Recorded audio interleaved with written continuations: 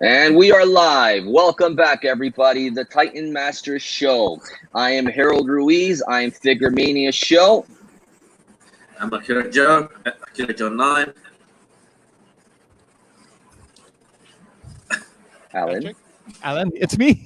Oh, it's me, Alan. Late Toy Show. Good morning, good evening. I'm All right. there, Rickard. Kaiju.Pu. All right. And we have our next special guest, the one, the only iPop design, Jeffrey Zera. What's going on, brother? All right. Awesome. Thank you so much for coming on the show. This is truly an honor, brother. Thank you so much for inviting me. It really means a lot.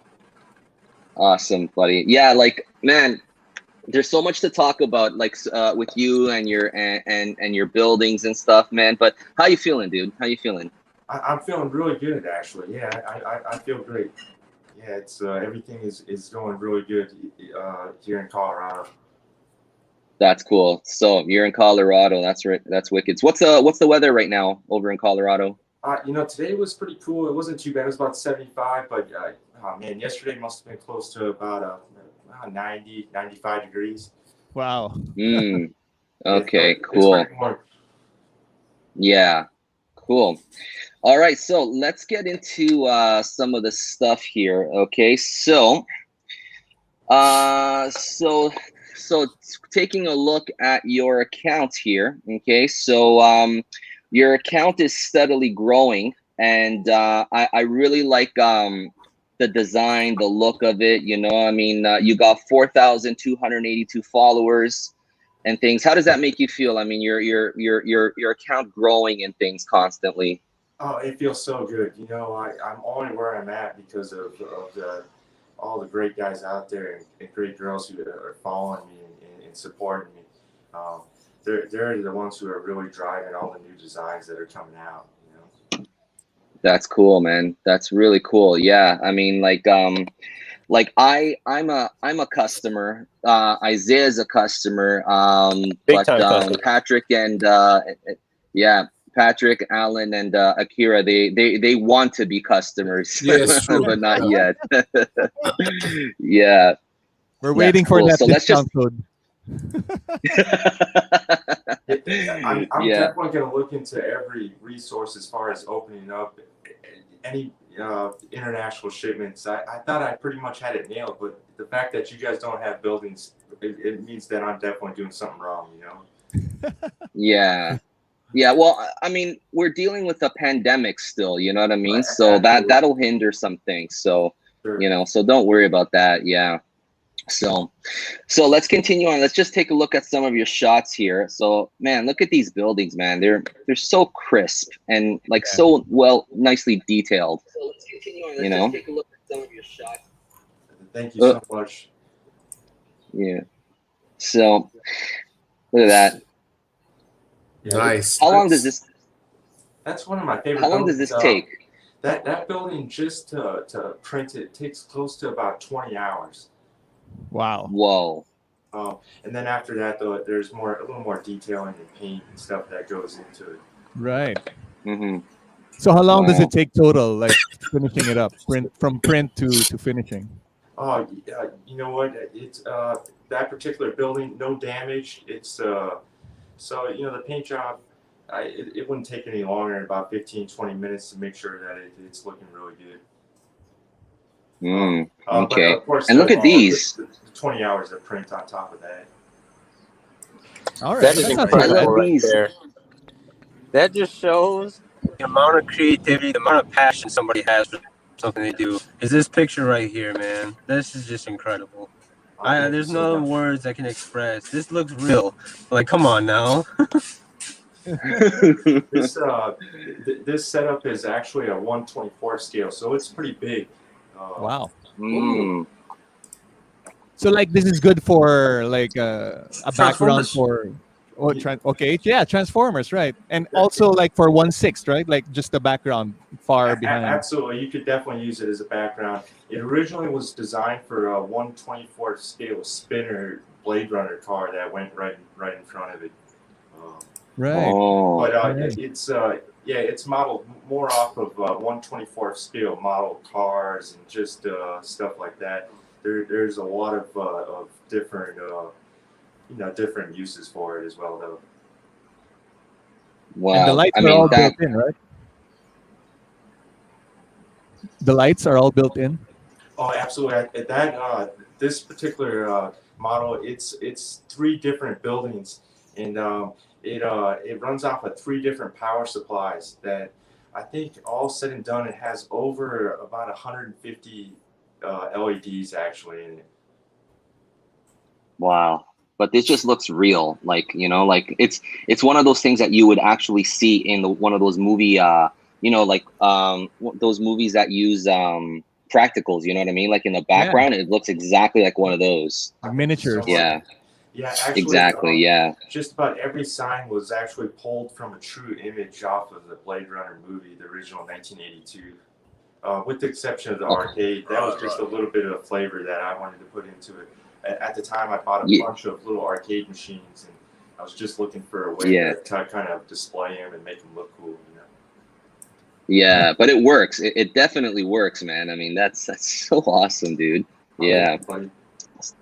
Yeah. So look at all this stuff, man. So wow. To follow up on that. Oh, sorry. Go ahead. Right now, I believe I offer around 40 to 45 different designs, and that's it's a mixture between undamaged and damaged variant builds. Mm-hmm. Yeah. I also offer 3 different scales. This photo kind of shows it's just a great mixture. At the very bottom of the photo is the micro scale, and they're real tiny buildings. In the center is closer to a 1/200 scale, which is a larger building.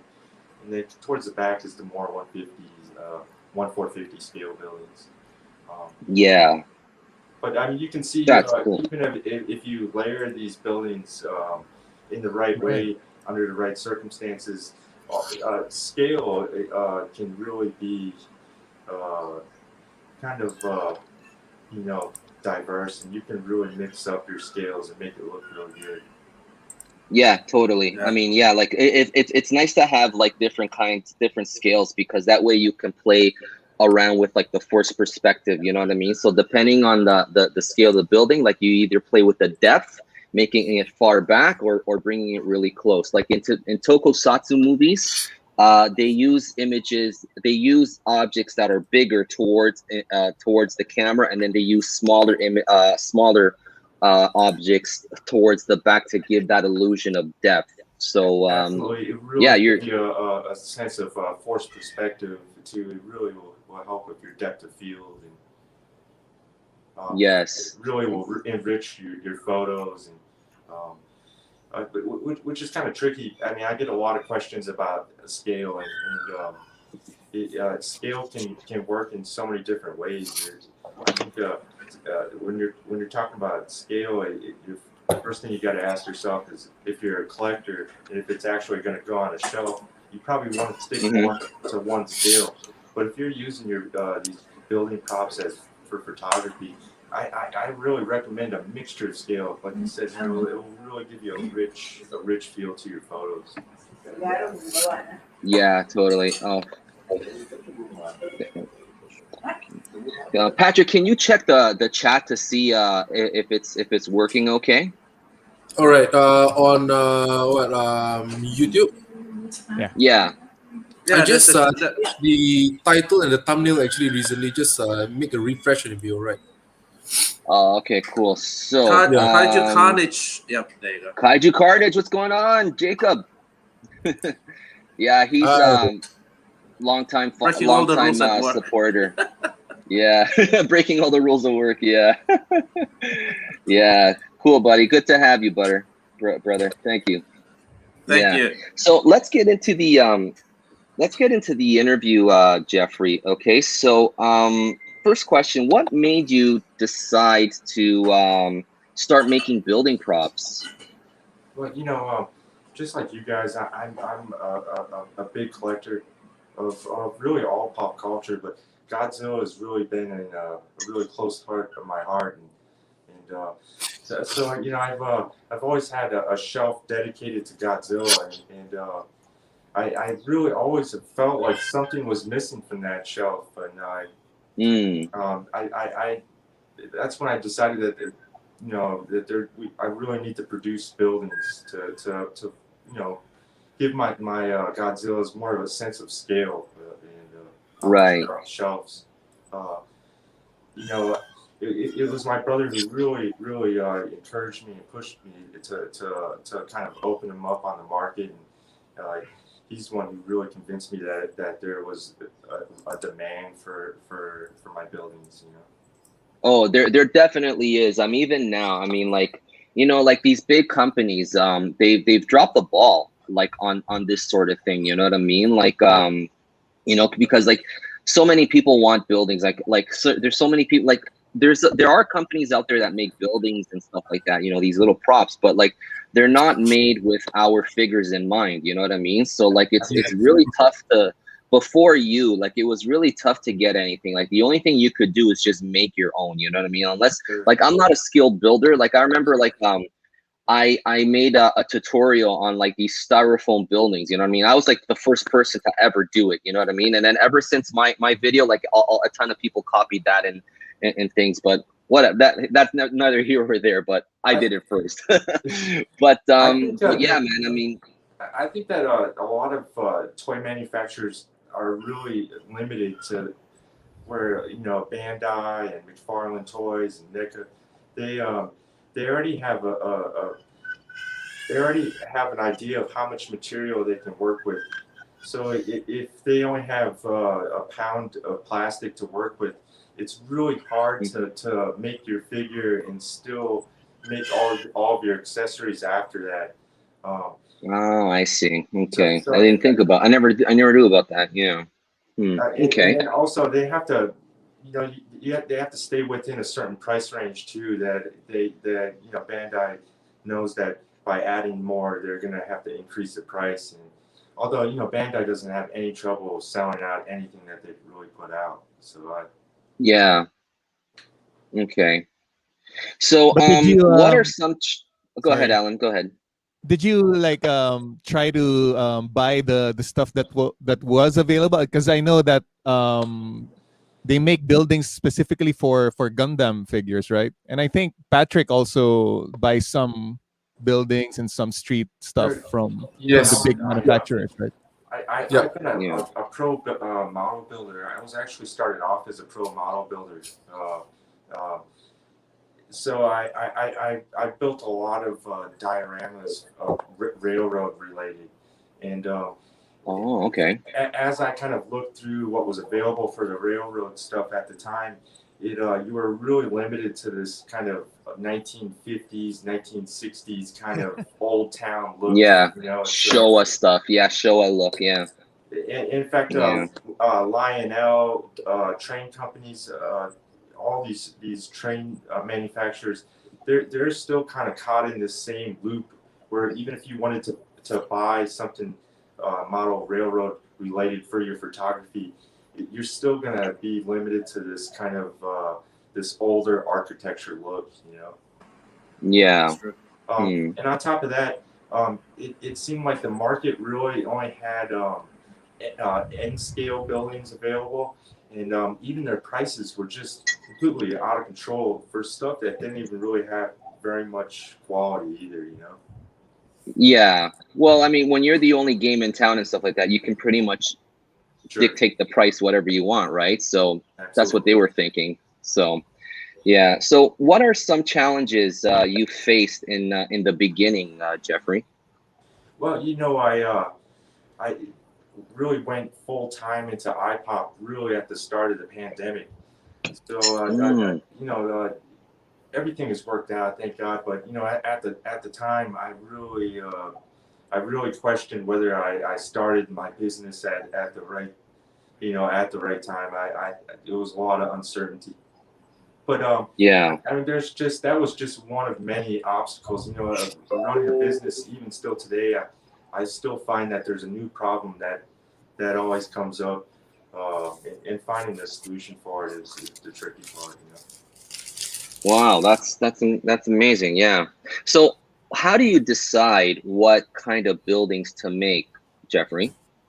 I really draw on my love of all pop culture. You know, you guys saw the Blade Runner backdrop. I just love architecture. I grew up with tons of Japanese animation, and just about any anime that you put on, there's always a city in the background. There's always buildings.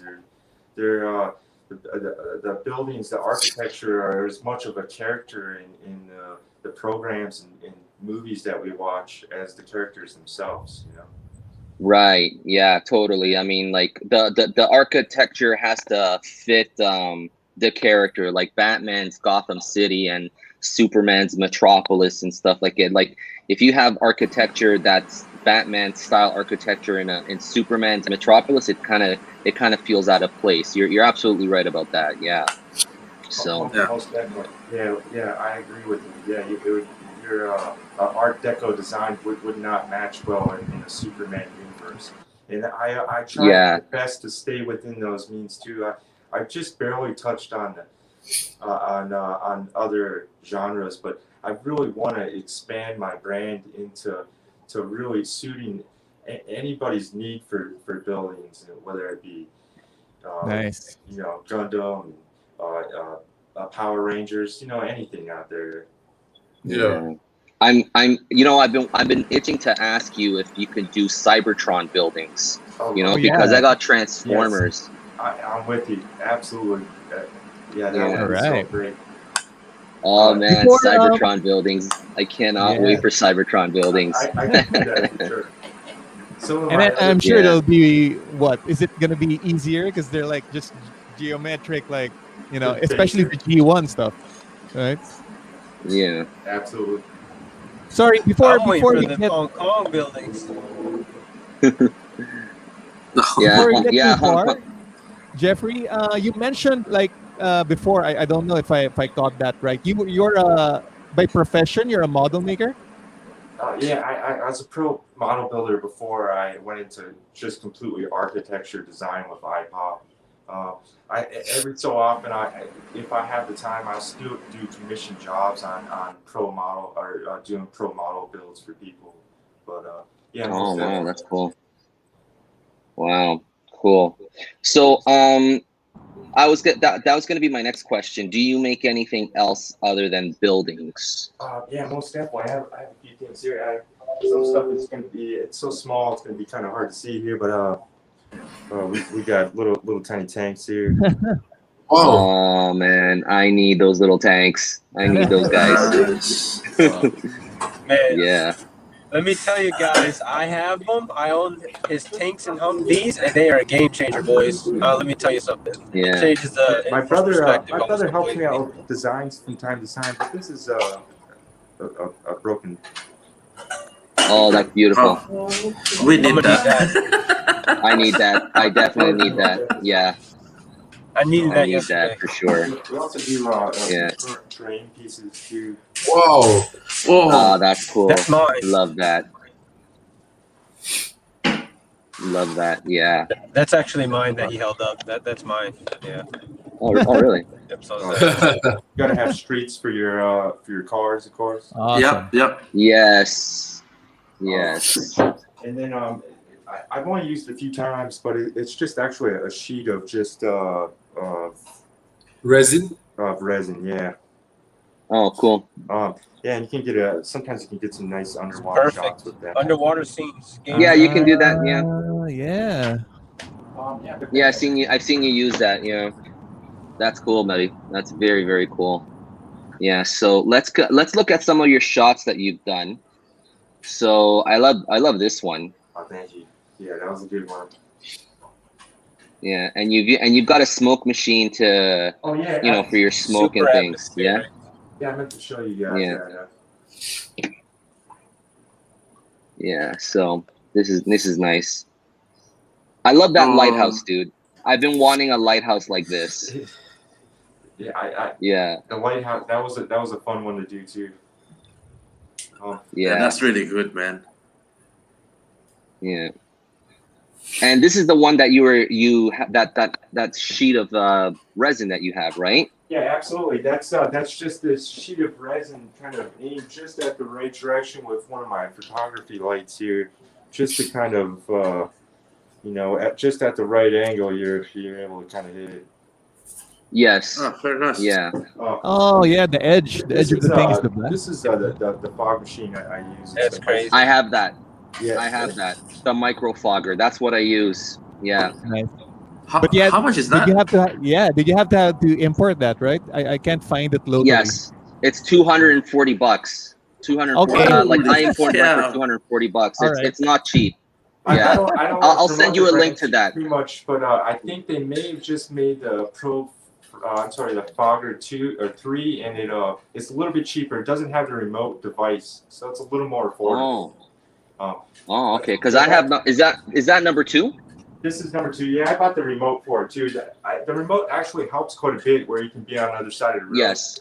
I find the best way to actually achieve the effects is you have to almost take about 50 photos, and you just have to choose the right one at the right smoke placement for it to kind of work.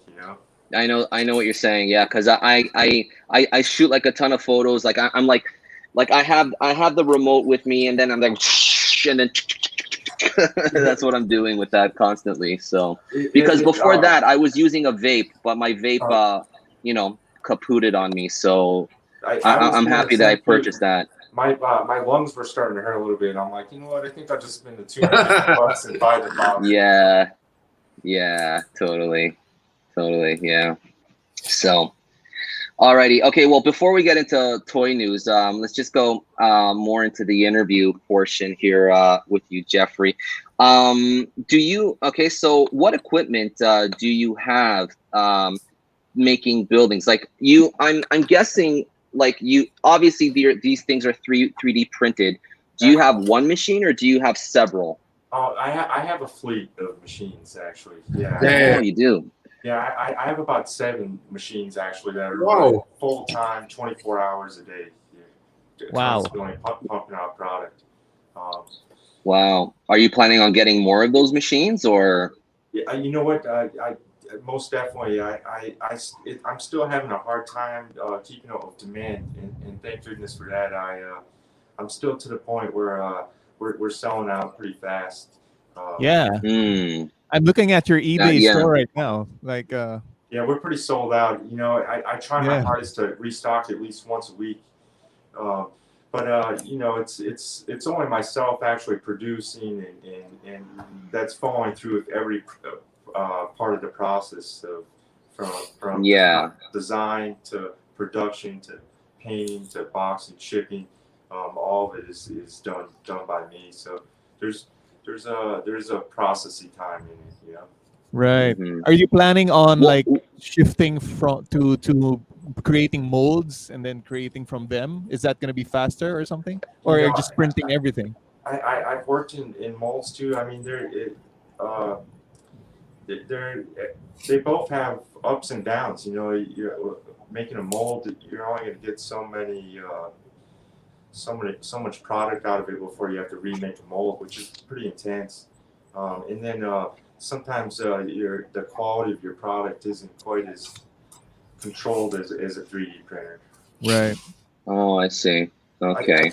I'd say some of the other obstacles I've had is really getting people to recognize that a 3D printed product is just as good and just as sturdy as any kind of product that anybody else is going to put out there. Totally. Yeah. Like I agree with that. I mean, like someone like I don't know. Does that has a lot to do with the brand of the printer? Like if you the higher brand, higher tier 3D printers will give you better quality. I'm guessing. Is that correct? Absolutely. And then having an idea of how to constantly maintain and constantly just upkeep and calibrating is the biggest thing. The more money you spend on the machine, the more self-calibrating devices you're going to have within that machine. So it's going to make it a lot easier. Oh. But the more expensive the machine, the more expensive the parts are to replace. Because when you're printing 24 hours a day, you're going to be constantly replacing parts, no matter what your machine is or what quality quality it is, you know. Yeah.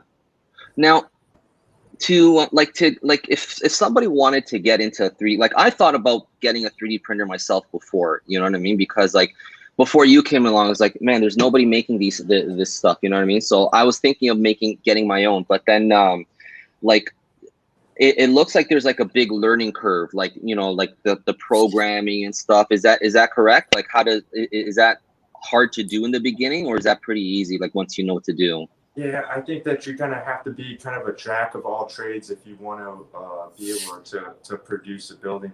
I mean, you're gonna not only have to have the knowledge of working and maintaining your printer, but you're also gonna have to pick up the knowledge on how to make things within a 3D realm. You know, I've seen there are people out there who do sell 3D renderings that you can buy. And that you can print. I think that would be an option for somebody who doesn't have quite the designing skills, you know. Sure. I was gonna ask that you also model these, right? You model these Yes, from absolutely. scratch? Yes, there are every bit of it is designed from me. Yeah, every bit of it. This is one of the examples. I love, that one's so cool. I like it. Yeah. That's very cool. Even like the rubble at the bottom of the base, that's a neat touch. Yeah. That's a very neat touch. I mean, that's another tricky part too, is that I want to make the best product available out there, but I'm really trying to keep everything within reason on price. I don't want my buildings to be more expensive than the focal point of anybody's collection or photo or any of that. Yeah, because like I've seen like a lot of kids. I mean, they've. I mean, clearly, like people are buying. I mean, I've seen kids like on Instagram. They go, I bought these. I bought design. They buy like a whole field full of them, like on the table and stuff. So that's gotta make you feel good. You know what I mean? Oh, so it really does. There's a lot of guys out there using iPop buildings, and it feels so great to know that I'm spreading creativity and in a positive way. It's so awesome. brother. And I'm really enjoying seeing these guys actually grow as well too.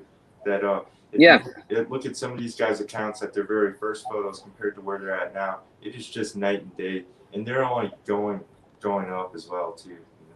Yeah, like the first time I saw your buildings was his Monster Island buddies. I saw a picture one day, and he's got like all these buildings. And what? I go, where do you get those buildings? You know what I mean? Like I got curious, and then like I popped his on. It's like, oh, cool. So, like, and then I started like doing my research. I was like looking to see, and then I finally messaged you. I go, hey, I mean, I'm interested in some of these buildings. You know. Yeah. And then that's how we became friends. You, Harold, in Monster Island. Monster Island was really one of the first guys to believe in the product too. He really encouraged me really showed me that there's a lot of people out there who are interested in, and then it only really took off from there, you know. Yeah, I mean, I've even seen on Instagram and then on Twitter too. There's some people that live out in Japan. They like doing kaiju toy photography, and some of those guys out in Japan, they have it too. They have your buildings. Oh, you know, it's my international shipments are really crazy. I have buildings all the way from Spain to the UK and Canada. Yeah, they're really even I have an order that came in from France. It's they're all over the place. Yeah. So Isaiah's got a question for you. Isaiah, do you want to shoot your question? But you have to unmute yourself, Isaiah. Okay, there you go. Yeah, hey man. So I remember we were talking a little bit about some upcoming collaborations you have. Do you want to keep that under wraps still, or is there something that you wouldn't mind sharing with the group we have today? Yeah, I can't quite share the news quite yet, but there's some really exciting stuff going on with iPop, and I can't wait to announce it. That's for sure. But Oh, unfortunately, it's just a little bit too early right now. That's a nice okay, piece right cool. there. Yeah, Just letting you very know. Yeah, nice. he's going big, guys. This man's killing it. I tell you what. That's awesome. Thanks, Isaiah. Cool. Can't wait. Yeah. So now let's get into talking about toy photography. So I mean, if I was in your position making these buildings and stuff like that, like the next logical step for me would be to just do toy photography because everybody's doing toy photography. So how how did that feel for you? It's like, you know what, I want to start doing my own toy photography. Can you tell us about that? Yeah, I felt like my buildings really not only from a collector's point of view where they really worked well, but from a photography point of view, and I just knew that the photography in my buildings were going to be almost hand in hand with each other. Mm, I mean, that's really how it started off. It's sure. And what camera are you using when you're doing your shots, Jeffrey? Yeah, you know what? I'm not even really using anything too special. It's just a Canon Rebel T7. Okay. I do have a few different lenses. I used a fixed, a 35 millimeter fixed and a 50 millimeter fixed. Every so often I'll switch to. When I really want to get crazy, I'll grab the 75 to 300 millimeter telescoping lens, and I'll set things way far away and do ultra close zooms on things. Yeah, macro lenses. Yeah, I mean, I bought a macro tube for my camera because you know what I mean? And like if you look at some of my shots, I mean, like those close-up shots, that's using the macro tube, and like I get pretty good shots out of it. You know what I mean? Oh, So absolutely. yeah, man, It's cool. really funny.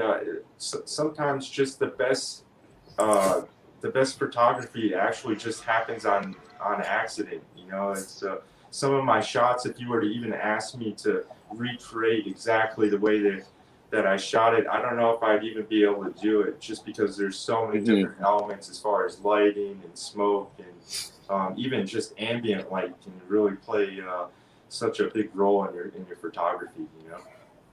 Yeah, I mean, lighting is the special ingredient for your shots. You know what I mean? So if you got great lighting, your shots will turn out awesome. So Absolutely. yeah. So so what we're looking at right now, Jeffrey, is that your area where you shoot? Yeah, it sure is. Yeah, I have a huge white board I actually use, and I kind of use a mixture of things. Sometimes I'll shoot on a backdrop. Sometimes I'll just use my whiteboard and I'll actually reflect light off my whiteboard as much as possible in a dark room, and that will kind of give you this nice kind of horizon feel where you'll have a really bright light, and the light kind of dissipates as it goes up my screen here. Yes, I see that. That's cool. And what I know you have SH Monster Arts, and you just have I see the 25 centimeter Godzilla X Plus. What other figures do you have there? You know what? I kind of a mixture of everything. Let's see. We got the NECA re-release of the Kong. I think they came out with two variants on that, which is a pretty good figure. It has the just different head sculpts and stuff.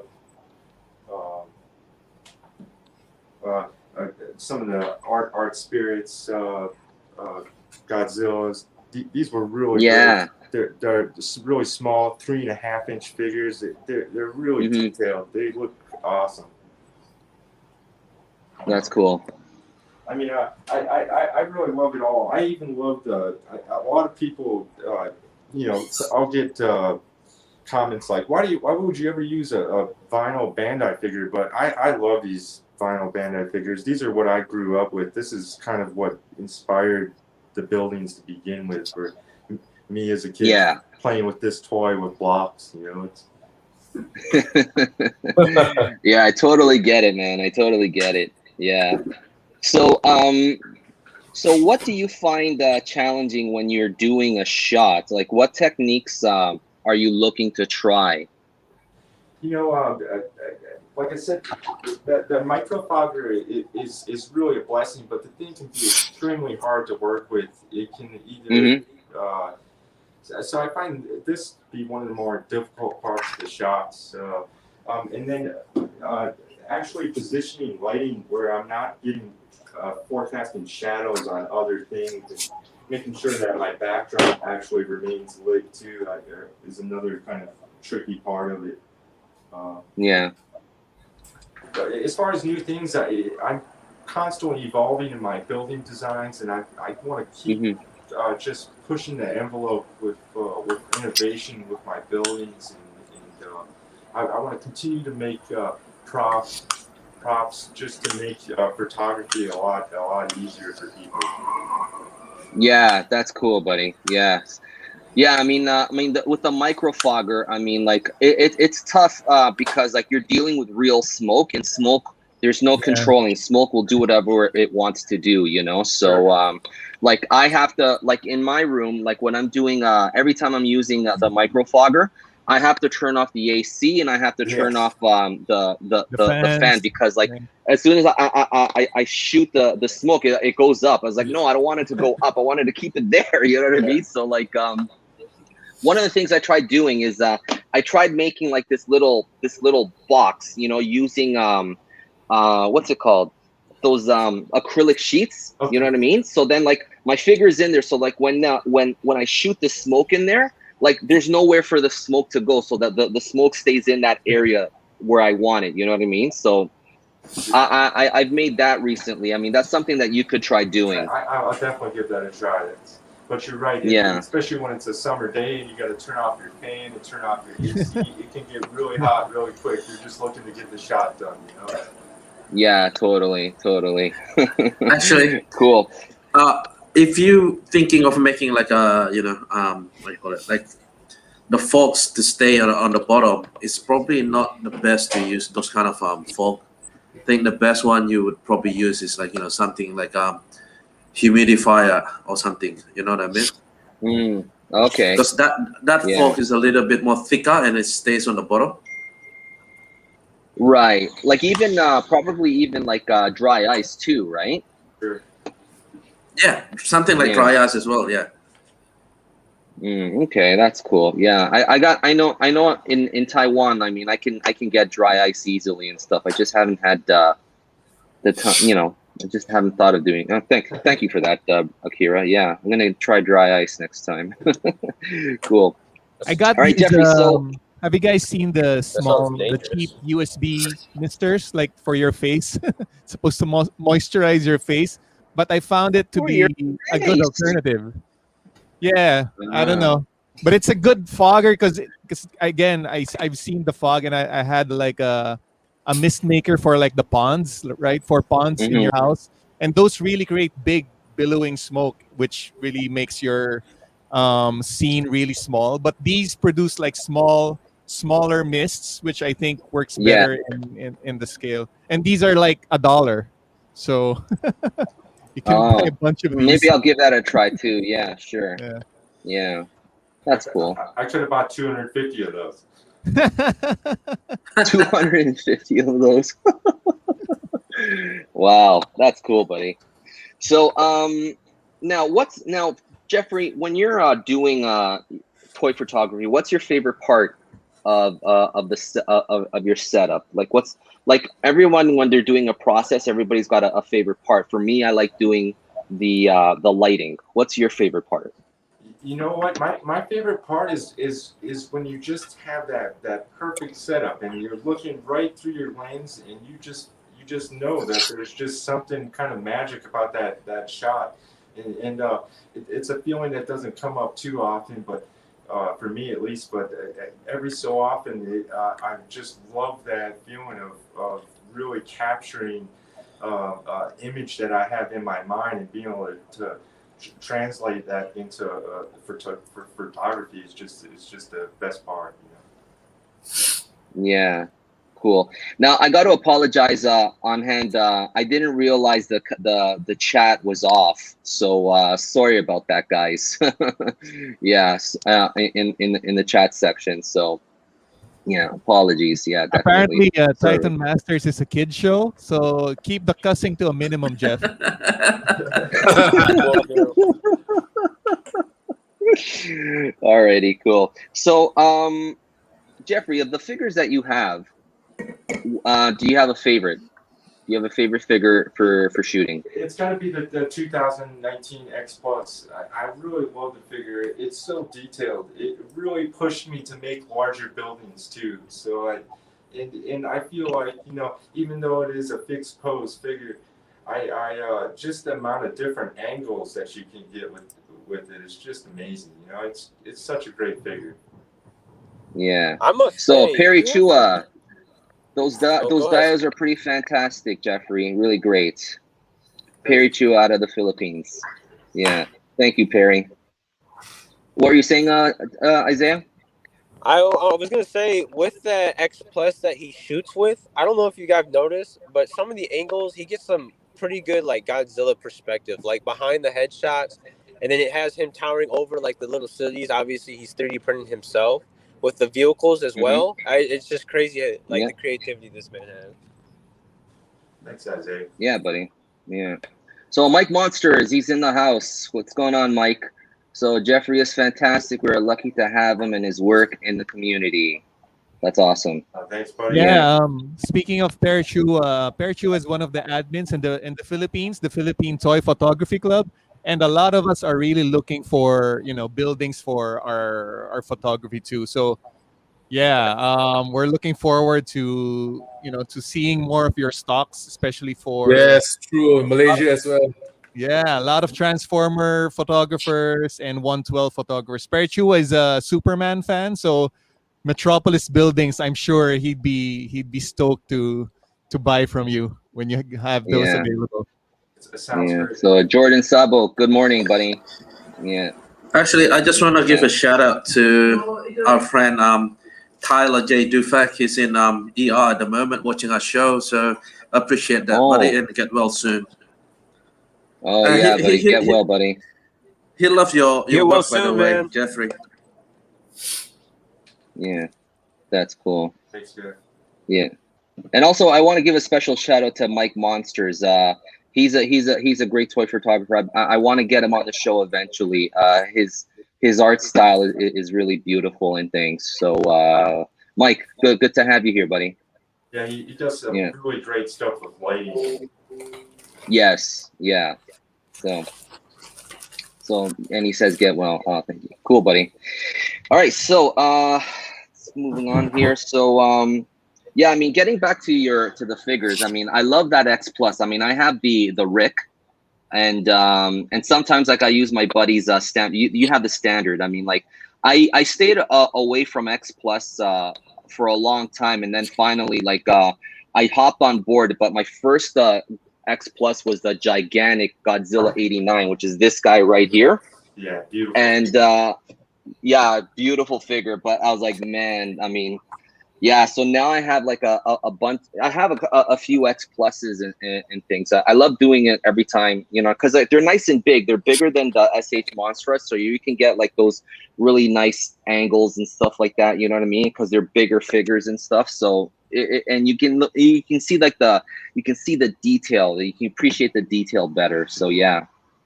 So. Yeah, it's pretty cool. Actually, X Plus.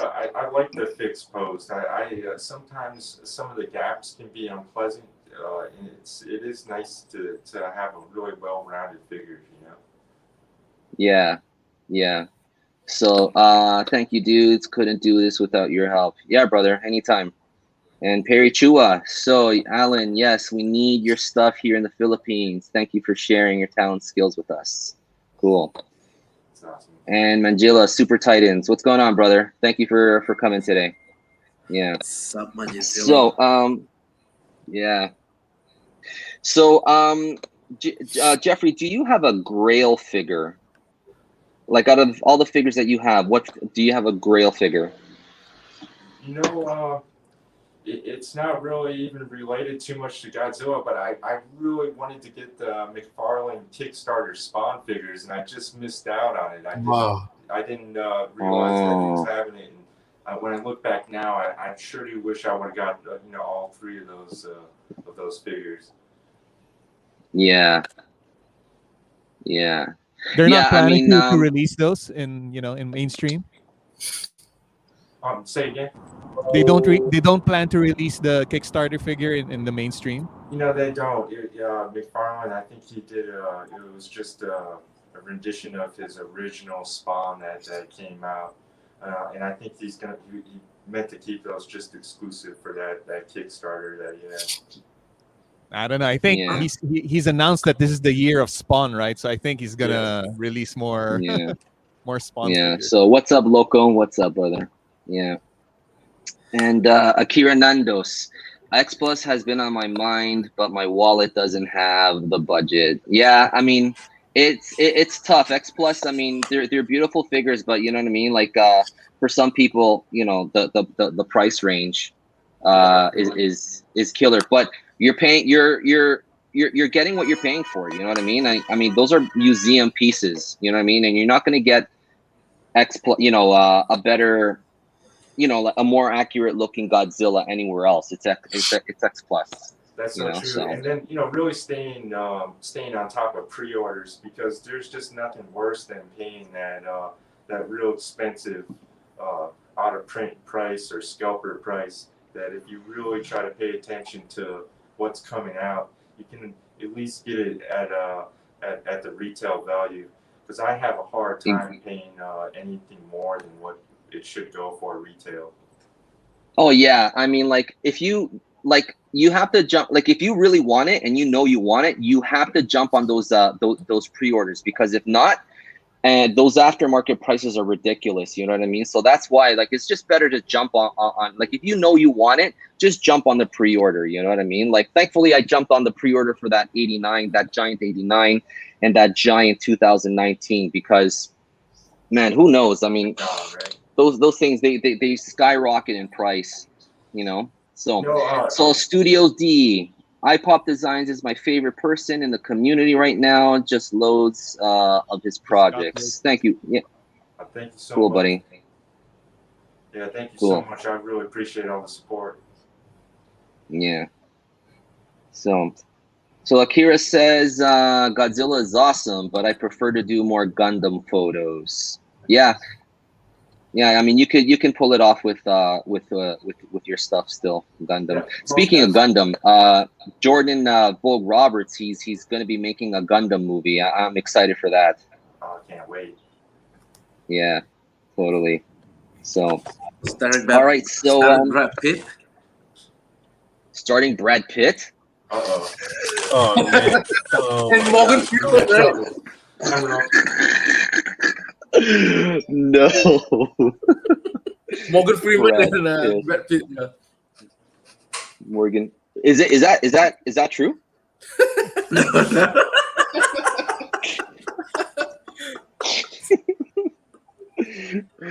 Oh man. So Jeffrey, what's your goal as an artist? What's your goal as an artist? I'm really gonna just continue on this path that I'm on right now, and that's just by making the most innovative building scale architecture. And I'm really, I promise everybody that I'm gonna try to keep my prices as low as possible. I really want my buildings to be affordable. I want anybody who really wants to try out toy photography, or somebody who wants a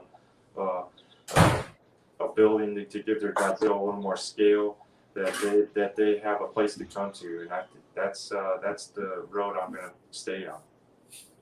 I wonder if you're also, or has someone approached you getting your miniatures for like a professional gig, like a professional photography or videos or movies, something like that?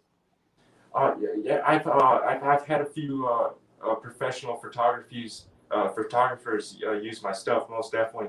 If you look in my tag section of my Instagram, you'll see a few there. Yeah, there's some really, beautiful stuff. there's a I don't know. I'm not sure if I'm allowed to mention it or not, but there's a toy company that actually uses their photographer uses my buildings as well too. Nice. All right. Oh, that's cool, buddy. Congrats. Yeah. So, question. Do you know if this was tackled or asked, but can a customer request for specific designs? So, like a special, like special requests, Jeffrey? You know, it's kind of hard to take special requests just because I'm so busy. If I have time, I try my best to fulfill special requests. I've gotten a lot of special requests for particular buildings, and usually once I hear more than 20 people asking for that one particular design, that's when I kind of know I need to step up to the plate and make something that suits their needs. But right. sometimes some people just have these requests that kind of are just related to their kind of world or universe, where it takes a lot of time and energy to actually produce a building, a 3D rendering. And if I'm going to make that building, I just have to make sure that it's going to appeal to the masses opposed to just a limited amount of people to actually make it worth it, you know? Sure. Yeah.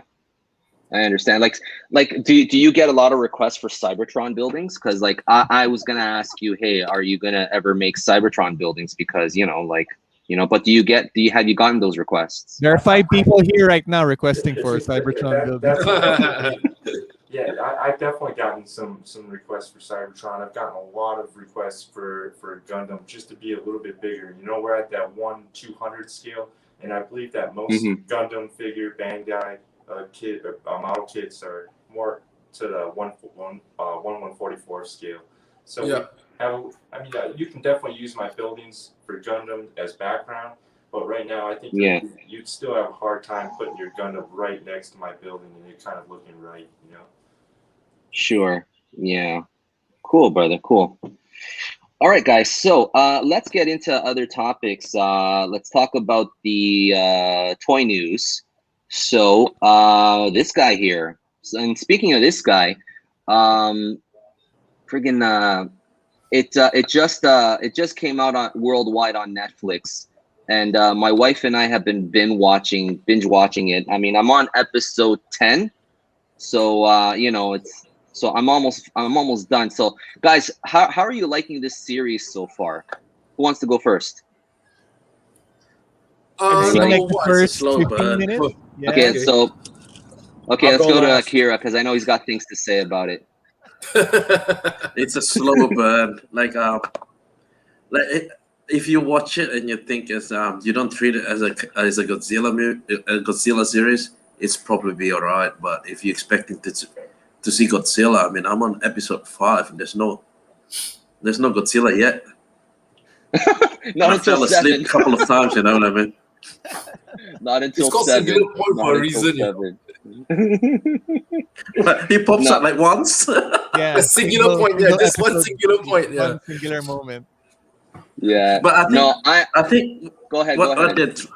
I think what they're trying to do is I think they're trying to build a really strong backstory, I think. Yes. I don't know. Yes, we have to watch the whole. It's very character driven. Yeah. It's very character driven. Like I will admit it is a slow burn, but I'm having a good time with the characters. You know what I mean? So I like the story. I mean, there's definitely shades of Shin Godzilla all over the place, and there's little Easter eggs here, from the Showa era. I'm really liking it. So so Mike, I love Singular Point. I watch it weekly from the Japanese release. So one of my favorite Godzilla releases. Yeah. So slow burning is satisfying for me, and I kind of like the way that the structure of the story is. I kind of feel okay with it because you know what? I've been wanting more monsters. We're getting more monsters, and that's what we've been getting. So to fill up the lack of Godzilla in the beginning, we're getting all these other monsters, and that's what I wanted to see. So, and I didn't think I was gonna like Jet Jaguar, but I do like Jet Jaguar. So Yes. Yeah. It's actually quite interesting. Yeah. So anybody else? So Patrick, what are your thoughts on it? Yeah, well, I think I definitely like it more than the previous Netflix movie. Currently, I'm at Oh, episode for three. I sure. think. Yeah. I think this is actually quite. I mean, it is not bad. I mean, I'm still at episode three. So far, so good. Yeah.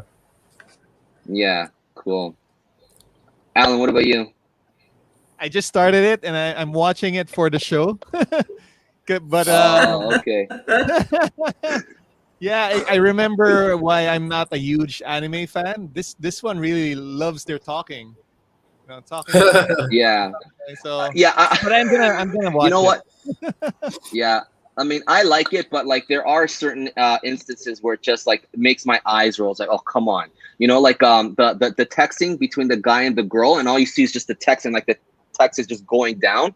It's like for like a minute. I was like, Yeah, the oh, text with the seriously? emoji, right? Yeah. Yeah, like, oh, it's driving me nuts. You know what I mean? So, yeah. So don't spoil anything, Mike. He says Jet Jaguar had me in tears at the end. Oh, don't spoil it, buddy. Don't spoil it, buddy. Yeah. So, yeah, the Easter eggs are awesome. Anyone watching the end credits? Okay, cool.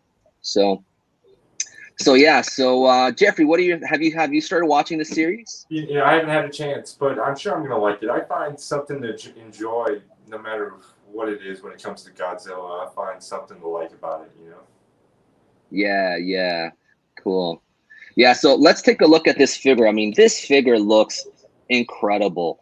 And you know what the thing is about this figure too is that you're getting two different head sculpts. This head sculpt, which is just a static pose, and then just a normal head sculpt where you can open and close his mouth. That's interesting. Which is really interesting. Yeah, that's interesting. Well, You know what I mean? it's Because like, crazy, look at the yeah. I mean, and you know what the thing about this figure? Like you can hardly see any seams on Yes, this figure. Like it's engineered in such a way that like the seams are so well hidden. Like Yeah. man, this is gonna be an awesome figure. I cannot wait to start shooting with this guy. Yeah, that tail though is like a rat tail. Yeah, you know what? I like my Godzilla figures with nice posable tails. You know what I mean? Like the 2002 SH Monster Arts got a nice tail. 2002. Even the 2014 Godzilla, he's got a nice posable tail. Like the 2019, like the tail is so stiff because they shortened it. You know what I mean? I don't know. They did something with it that it's just so stiff. I don't know. I wish they wouldn't have shortened the tail. So look at that. So who's getting this figure? I'm getting it. Who's getting I'm it? getting it. Yeah, I'll probably get it. Yeah. And then you get like Okay. yeah. I wish this it was comes with painted though. Yeah. You can paint those yourself, though. I mean, Oh my god, it's not easy. Yeah, you can paint it for us, Patrick. Sharpies, Yeah. right? With a Sharpie. Is the scale accurate? Is that scale accurate? Or are they I too big? think it is. I think Yes. it is. Like I think it's fairly accurate with what you see in the show. So because I mean Jet Jaguar, yeah, I think it's pretty accurate. So, but I know like this Godzilla, he starts off like 50 meters and then later he becomes like ginormous, like Godzilla 2019 size, so yeah. So let's get into the other topic, which was camera settings and stuff like that. So Alan, do you wanna kick us off with this? Yeah, sure. Yeah, we were talking about like last month we were talking about composition, right? And so Yeah. today we decided to talk about the exposure triangle. And I recently found an article online saying like there's really no overexposed and underexposed are terms like are like generic terms, but it really depends on what you're going for. So, and Hmm. exposure is really about like getting light into your camera, and I believe it's called a triangle because they're all connected. So the settings that you need for that your camera can you can control on your camera for exposure are aperture, shutter speed, and ISO, and they all, you know, if you adjust something, if you adjust one of them, you have to adjust the others to compensate. So it depends on what you're going for. So Yes, totally. yeah, so just I guess just to quickly go through the definitions, like aperture is like really it's like your eyes. If you brighten, if you widen your eyes, it's like getting the whole of your eyes bigger so that more light will come in, and it Yeah. really affects the depth of field. So the amount of focus that you can get in a scene. So the Hmm. wider, the bigger your aperture, like on the left side, one, or there are cameras that go even below one. The Oh wow. Oh, less, I didn't know that. yeah, Hmm. yeah, the less area of focus that you can have. So you can, if you want to focus like just on the nose, everything else will be blurred and just the nose will be in focus. Versus going Right. all the way to 32, it's like squinting your eyes. You know, guys, if you Yes. squint your eyes, things get sharper, but light Yes. gets dark, but it gets darker. So for I think for Kaiju or Titan photography, you would go on the right side more because you want everything in focus. Because in real life, Hmm. you know, even in when you watch movies like for wide angle scenes, everything is in focus. You know, the Yeah. only reason you go below or for blurring is for portrait shots, right? If you want to just blur the backgrounds. But I think Hmm. for Titan photography, you would go probably minimum f8 to to as Yes, far true, as true. For the buildings, your yeah, yeah. lens can go. Yeah, to make it Yeah. I realistic. mean, yeah, like I used to shoot all the time in f16 until I had a conversation with Akira Jo, and he gave me these he showed me his samples on like no he go just using f between f7 and f8, right, Brian? Yeah, sometimes I go even below that. So it depends on what you want to Mm, do. yeah, yeah. I'm not sure if So Yeah. you guys heard of Jake the Snake. Hmm? what I'm are you not What? sure okay if there, you. buddy? Yeah, I mean, I'm not sure if you guys have heard of Jake the Snake. Lately, he has been shooting with, I think, probably f8 or f6. It looks very, very good, though. Hmm. Yeah. Oh yeah, Jake the Snake. Yes, Yeah, yeah. Yep. yeah, he looks very good, yeah, His with shots low been looking aperture, better. yeah. Yeah. Yeah, cool. So let's look at some of the sample shots. So this is thanks to Patrick. Okay, so as you can clearly see, like this is f5.6, f18, f10. So here, okay, so if the subject is in focus here, then the other subject is blurred out. So this is f5.6. And then if you do the reverse, then this is what you get. And this is what he's been doing, Jake the Snake, right, Patrick? Yeah, yeah, correct, correct. Yeah. So Yeah, it yeah, gives so the those are illusion of the building really closer to you, right? It gives the illusion Yep. of Yep. distance if you yes, blur totally. the thing. Yeah. Yeah.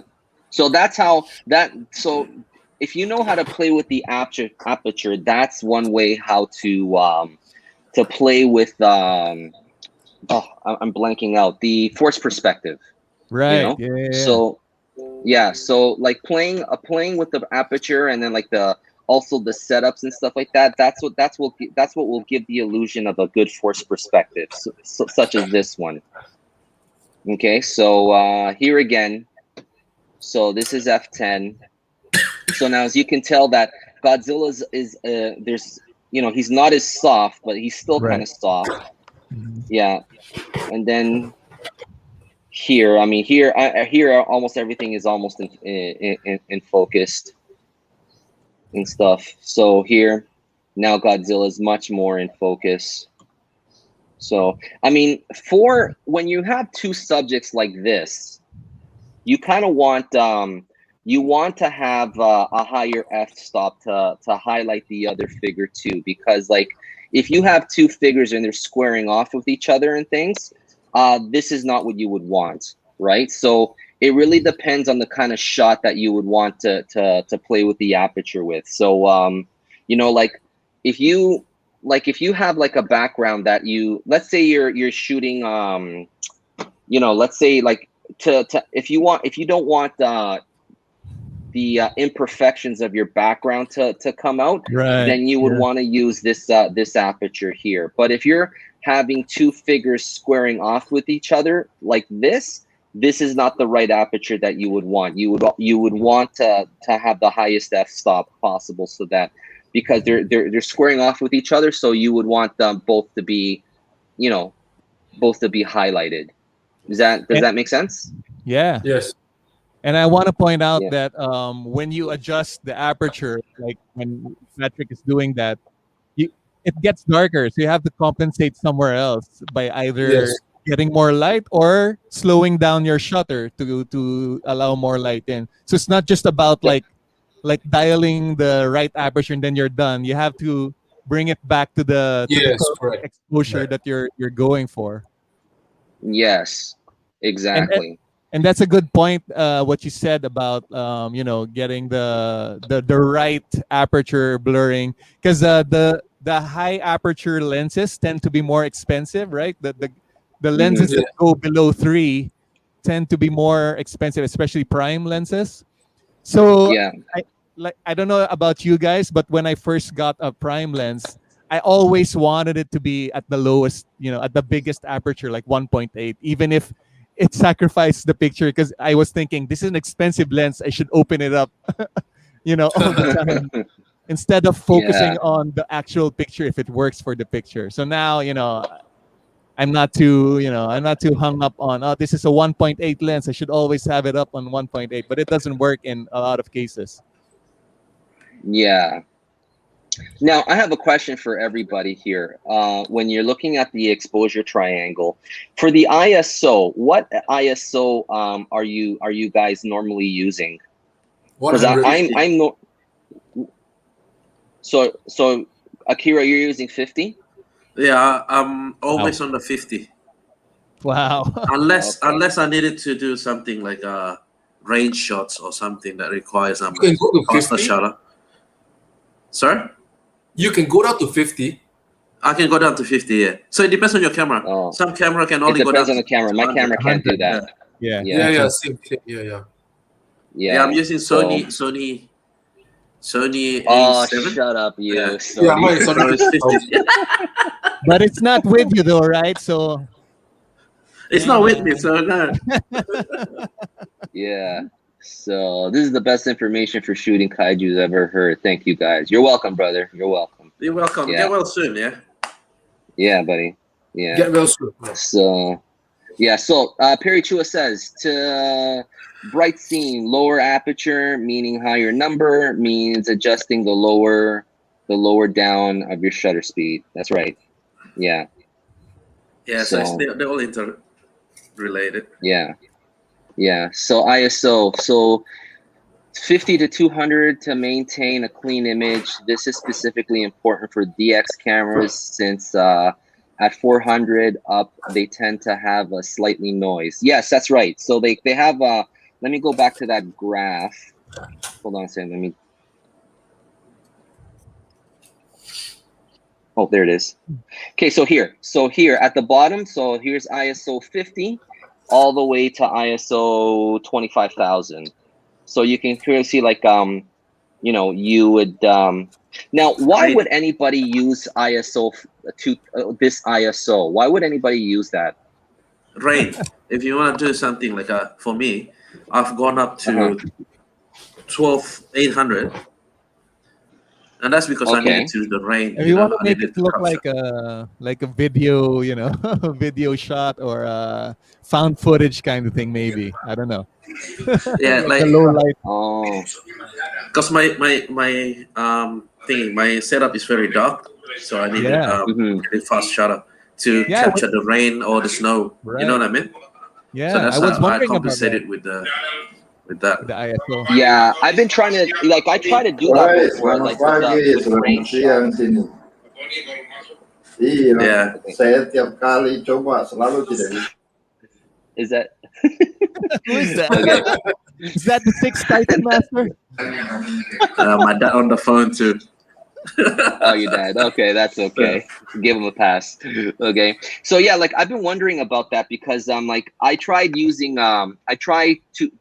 shots in the rain sometimes, right? And like I struggle with like what ISO to use, like first of all, what shutter speed to use, and then what ISO to use. You know what I mean? For like if I want to capture rain particles, like if you have like a higher shutter speed, then basically like you have to adjust for you need more light, because like the higher the shutter speed, the less light that's going to go into the camera. So you need a lot more light, you know what I mean? So Exactly. like even though like to the naked eye in your spot it looks like it's like it's got a ton of light and stuff like that, but actually in the camera, because of like the shutter speed, the lack of light that's going to go in it makes it look dark. So yeah, so I struggle with that sometimes.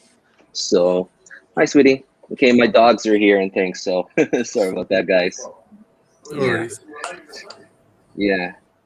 All right, guys. So let's before we end it, guys, let's do some community shout outs on our Instagram.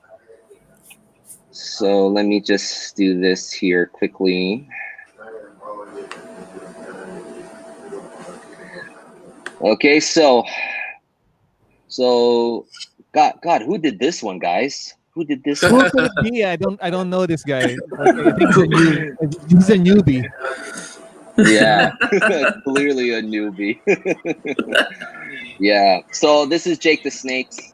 Yeah, so that's a wide open aperture right there, right? Yeah, yeah. And getting back to my shot, I mean, Yeah. these and that one. this building here that you gave me, Jeffrey, beautiful. Like I love using this building in my He shots. gave you the It building? looks so good. Yeah. Thank Thank you, brother. Photo. Yeah. So here's a good shot by Manjazilla. He's in the chat. Yeah. So Those are nicely iPop done, too, brother. right? Yeah, Those yeah. are all pops. Yeah, that's definitely Bandai building. Yeah. So shout out. All right, this is mine. So shout out to me. Yeah. So as I was saying, like with the X Plus, you see like how big it is, and like these guys are in focus, but because of the size of the figure and stuff like that, I don't need that figure to be fully in focus. You know what I mean? Because of the size alone, like you can see enough detail on them. Yeah, which true. is why I love shooting these X Plus figures. What scale figure are you using for that shot? Oh, this is a gigantic series, so it's ginormous. It's like as big as a kid, you know. Wow. So yeah, it's gigantic. Yeah. So so this is big red kaiju. He's new. He uses a lot of your buildings, Jeffrey, right? Oh yeah, most definitely. Yeah. So shout out to him. So a photography boy, he's been doing a lot of great work. I like his stuff. Yeah, it looks really nice. Patrick, you picked up this Mecha Godzilla. How do you like it? It's just a hard sofubi, to be honest. I see. Yeah. Cool. Shout out. All right. And I don't know who made this one. Yeah, who was that? This was guy in Australia, I think. Yeah, this is a beautiful shot. Like I love like all this debris. Like one thing I love about your shots, Akira, is like all the debris and stuff like that you put in. I mean, I wish I had that stuff, man. Yeah. This Optimus lights up, right, Akira? Yeah, they all light up, the whole thing. Like, you can see on the knees, the body. Oh wow, that's why it's $400, right? Yeah. Yeah. Yeah. So this is Isaiah. He left. He was having some connectivity issues, unfortunately. He'll be back, don't worry. So this is a nice shot. Shout out. This is beautiful. Mason Zilla. Wow. He's been doing some great work. Yeah, he's probably just one of the best. The amount of work that he puts into his photography is just crazy. Yeah, beautiful. Yeah, he's come a long way too. So, again, a photography boy. He's really good at mixing in Photoshop effects with practicals. Yeah. All right. So Adam Oxford, shout out to him. So that's the soft Bandai figure. All right, and this is a showcase of your stuff. This guy again, god damn it. Yeah. So as I was saying, like having those smaller buildings, using them as like you know, for depth, you know. So, and by the way, like a lot of people have asked me, oh, is this a custom Godzilla? All it is basically the 2014 body, and I swapped the head of the 2019. That's all it is. But just doing that, it just makes that figure look so much better. But the color matches, right? More accurate. Yeah, it matches pretty well. Yeah. So, again, Manjazilla, he's in the chat. Congrats. Alrighty. Jake the Snake, another one. So, shout out to Power Hour Photography. So lots of good stuff from everybody. So congratulations, guys. Yeah. Alrighty, and this guy, whoever this guy is.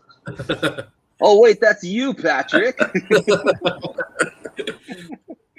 No, it's a beautiful shot. It's a smiley one, huh? It's a smiley one, still taking care of the baby. You know? Yeah. Smiley Godzilla. Yeah. Yeah. So another one, beautiful. Okay, like the smoke in the atmosphere, so awesome. Yeah. Alrighty, and yeah, Showa style. Alrighty. So that's pretty much it, guys. So does anybody have anything else before we end it? We're at an hour and 17. Yes. I gotta get going. Yes, Jeffrey, please send your buildings to Malaysia, man. I'm definitely gonna look into it. I'm gonna make sure that I'm shipping it. Yeah. Alrighty. Anybody else have anything else to say? Yeah, looking forward, Jeffrey, to more work. And I don't know. I don't think we had a chance to ask you about other stuff like bridges and there's so much more. I definitely love to come back again. That's for sure, guys. And I really want to thank you guys so much for this opportunity. I want to thank you. All the guys. Thank you. All the guys out there supporting iPop. And, without your guys' help, we would never be where I'm at today. Yeah. Well, you are now an honorary Titan Master. So whenever a new guest comes on the show, they become automatically a new Titan Master. So you, sir, are an honorary Titan Master. Thank you. Alrighty. Such an honor. Yeah. Thank you. Thank you. Yeah, man. I want to thank you very much, Jeffrey. I mean, this has been very enjoyable. And I can't wait. Yeah, we'll definitely have you. Would love to have you on in the future again. To show up more of your stuff. Like if you have like any other exciting news that you want to share with us and stuff like that. Yeah, you can. You're welcomed anytime. The door's always open. Mi casa is su casa, brother. Okay. Come back for when you got the Cybertron buildings. Yeah. Yeah. Alrighty. All right, guys. So we'll end it there. And everybody in the chat, thank you guys so much for joining us today. We really appreciate it. God bless everybody. Titan Masters, Alan, thank you so much for sharing your knowledge with us on it. You too, Akira, thank you for your contributions. Patrick, I want to thank you too, the graphics guy.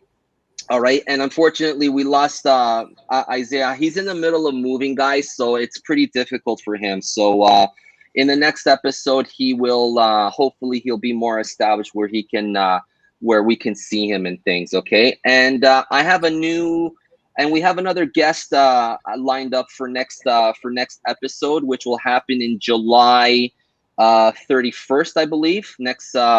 So that'll be the next episodes. We have David Eric Dopko from Collect All Monsters. He'll be joining us for the next episode, and we're going to be talking about collecting figures, where to get them, and stuff like that. So we're shifting the conversation a little bit, so it'll be it'll be different and stuff. But if you guys come on the chat with us, if you guys have any questions, toy photography related, of course we will give that information to you guys. Okay, so guys, I want to thank you, Jeffrey. Thank you so much, brother. God bless. And and guys, take care, guys. Drink your water and stuff, and we'll see you in the next one. All right, guys, take care. See you guys. Bye. Bye. Alrighty, so guys, stay on. I'm gonna end the broadcast. Okay, just stay on a little bit. Okay. All right, guys, Yep. take care. Bye-bye.